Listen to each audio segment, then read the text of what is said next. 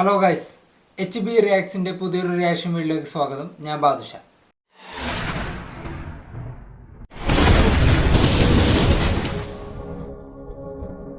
ഇന്ന് നമ്മൾ റിയാക്ഷൻ ചെയ്യാൻ വേണ്ടി പോകുന്നത് സൂര്യയുടെ അടുത്ത മൂവിയായ കറുപ്പിൻ്റെ ട്രെയിലർ റിലീസായിട്ടുണ്ട്. Directed by RJ Balaji. അപ്പോൾ അത് റിയാക്ഷൻ ചെയ്യാം, അതിനുശേഷം ബാക്കി സംസാരിക്കാം. நீதி வேண்டும் நீதி வேண்டும் நீதித்துறைக்கு நீதி வேண்டும். இவங்கள பாதி பேர் லாயரே கிடையாது. பேபி கண்ணனோட கட்ட பஞ்சாயத்து டீம்.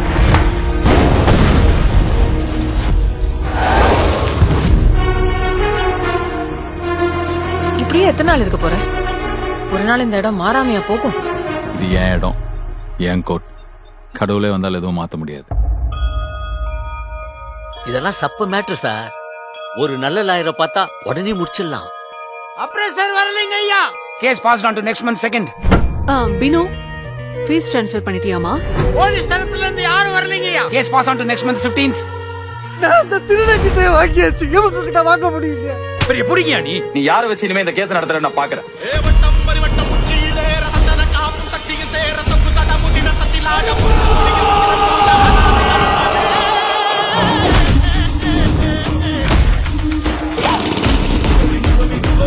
ஆமா, நீங்க யாரு? உங்களை இந்த கோர்ட்ல நான் பார்த்ததே இல்லையே. வா கருப்பு, வெல்கம். கொஞ்ச நாள் இல்ல, பயம் விட்டு போச்சு. நான் யார்கிட்டயும் சொல்ல மாட்டேன். Hi hi.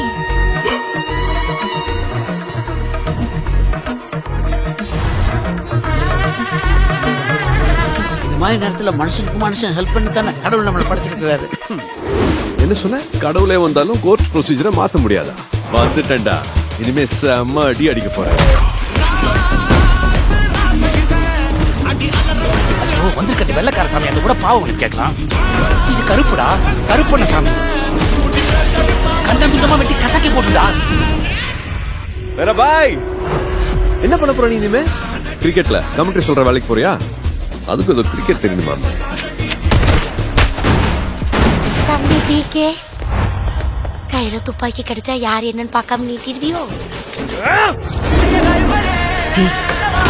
சம்பவம் லோடிங்.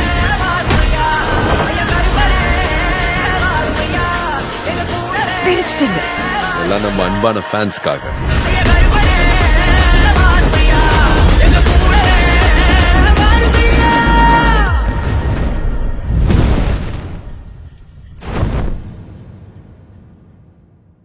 പടം ട്രെയിലർ കണ്ടിട്ട് കുഴപ്പമില്ല, ഒരു proper Tamil mass masala entertainer പോലെ തോന്നിയുള്ളൂ. പിന്നെ അതിൻ്റെ ത്രെഡാണെങ്കിലും മുമ്പ് വന്നിട്ടുള്ള ത്രെഡൊക്കെ തന്നെയാണ്, പുതിയതായിട്ടൊന്നും ഫീലൊന്നും ചെയ്തില്ല. പിന്നെ റൂമർ കേട്ട് അതിൽ സൂര്യക്ക് എന്തോ ദൈവികമായ ശക്തി ഉണ്ടെന്നോ, അതുകൊണ്ടാണ് ആ പടത്തിലെ ഫൈറ്റൊക്കെ ഭയങ്കര ഓവറായിട്ട്, അതായത് ഒരു സീനിൽ ഒരു ചവിട്ടി ഒന്ന് ഇടിച്ചിടുമ്പോൾ പാതാളത്തിലേക്ക് കുഴിഞ്ഞു വീണു. അത് ആ മനുഷ്യൻ്റെ ഷേപ്പിൽ തന്നെ താഴേക്ക്. ചിലപ്പോൾ ഇനി അത് ഓവർ മാസാക്കിയതാണോ എന്ന് അറിയില്ല, എല്ലാം റൂമറാണ്. പിന്നെ ബാലാജിയായിട്ട് ഫസ്റ്റ് കൊളാബറേഷനാണ് ഡയറക്ഷൻ ചെയ്തിട്ടുള്ള. മുമ്പ് ഇത് LKG, പിന്നെ മൂക്കുത്തിയമ്മൻ, ഇതൊക്കെ നല്ല പടങ്ങൾ തന്നെയാണ്. അപ്പോൾ അതിൻ്റെ ഒരു പ്രതീക്ഷയുണ്ട്, നല്ലതായിരിക്കുമെന്ന്.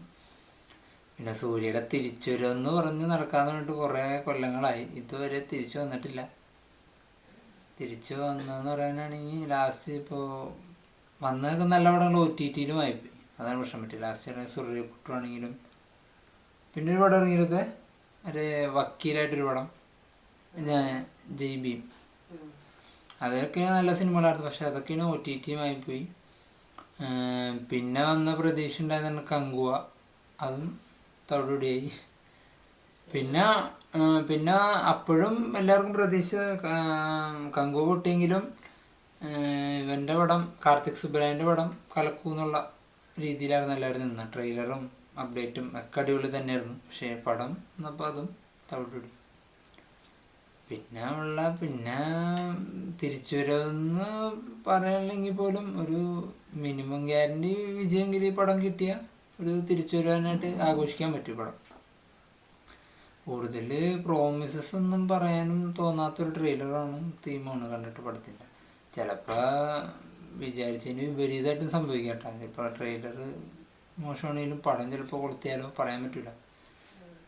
പിന്നെ ഇപ്പോൾ തമിഴ് ഇൻഡസ്ട്രി നോക്കിയാൽ ആകെ ഇതായി കിടക്കുകയാണ്. 1,000 കോടി ഇതുവരെ കിട്ടിയിട്ടില്ല. വിജയാണെങ്കിൽ രാഷ്ട്രീയത്തിലേക്ക് പോയി, ഇപ്പം മുഖ്യമന്ത്രിയായി. അജിത്താണെങ്കിൽ റേസിങ്ങിൻ്റെ പരിപാടിക്ക് പോയി.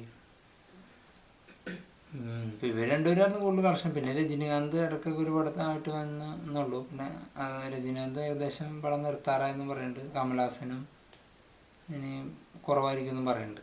അപ്പം അങ്ങനെ നോക്കുമ്പോൾ ശരിക്കും പറഞ്ഞാൽ കോളടിച്ചത് സൂര്യക്ക് തന്നെയാണ്. പക്ഷെ സൂര്യ വേണ്ട രീതിയിൽ നല്ല സെലക്റ്റീവായിട്ട് പടങ്ങൾ ചെയ്യുകയാണെങ്കിൽ തന്നെ പഴയ പ്രതാപമൊക്കെ തിരിച്ചു പിടിക്കാൻ പറ്റും.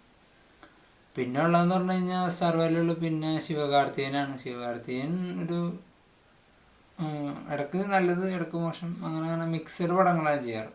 സൂര്യനേലും ഭേദമാണ്, സക്സസ് റേറ്റ് കൂടുതലുണ്ടല്ലോ.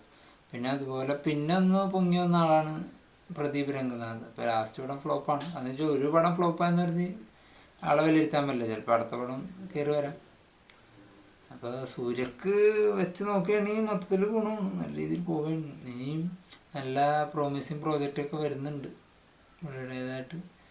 അപ്പോൾ അതൊക്കെ ഇറങ്ങി നല്ല സെലക്റ്റീവാണ് ആണെങ്കിൽ പുള്ളി രക്ഷപ്പെടും. പിന്നെ പടത്തിൻ്റെ മ്യൂസിക്കിൻ്റെ കാര്യം പറയാൻ പറഞ്ഞു. സായബേ ശങ്കറാണ്. അപ്പോൾ പുള്ളിയുടെ ഇപ്പോൾ മ്യൂസിക് ഒടുങ്ങിയിട്ട് കുറച്ചല്ലേ. ഫസ്റ്റത്തെ ഷൈൻ്റെ ഒരു പടം ചെയ്തു, മ്യൂസിക്കും സ്കോറും. പിന്നെ ഇതിൽ ഡ്യൂഡിൽ ചെയ്തു. ഡ്യൂഡിൽ ഭയങ്കര ഹിറ്റായിരുന്നല്ലോ ആൽബം. പിന്നെ ഇപ്പോൾ അത് കഴിഞ്ഞിട്ട് ഈ പടം നേരത്തെ അനൗൺസ് ചെയ്താണ്. പക്ഷേ റിലീസായത് ഫസ്റ്റ് ഡ്യൂഡാണെന്നുള്ളൂ. അപ്പോൾ ഇതിൽ സ്കോറ് കണ്ടിട്ട് വലിയ കുഴപ്പമില്ല. ബാക്കിയുള്ള സിനിമ ഇറങ്ങുമ്പോൾ ബാക്കി കാര്യങ്ങളൊക്കെ അറിയുന്നത്. പിന്നെ തൃഷ സൂര്യയായിട്ട് കുറേ നാൾക്ക് ശേഷം ഒരു കോമ്പോ ചെയ്യുന്നു. അങ്ങനെയൊക്കെ. പിന്നെ എന്തായാലും പടം റിലീസ് കഴിഞ്ഞിട്ട് ബാക്കി അറിയാൻ പറ്റും കാര്യങ്ങളൊക്കെ. അപ്പോൾ പിന്നെ എന്നാൽ വീഡിയോ എൻ്റെ കേസ് നമുക്ക് അടുത്ത വീഡിയോ കാണാം.